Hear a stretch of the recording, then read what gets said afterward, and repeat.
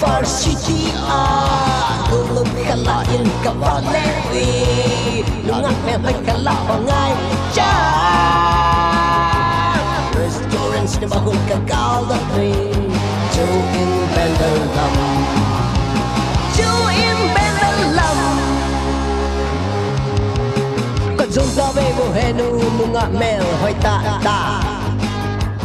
Jangan na muna debi atone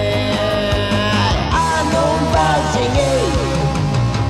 First meet first love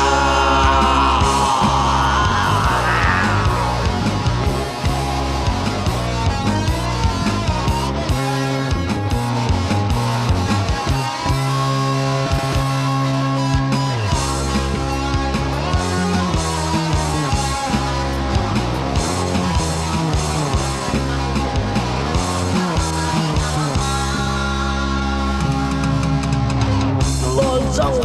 ngại tên lù bỏ đi chân về chạy thì cho gom gom bật chẳng ngã siêu cây lại coi khát ôm hầu đến là cả hầu ngâm bồi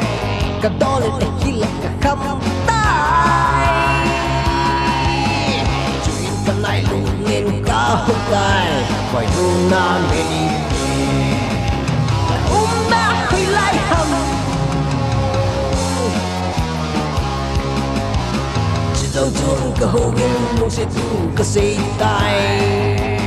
ôi nu mà dòng tiếc chắc phải gì don't want to nghe First meet first love First meet first love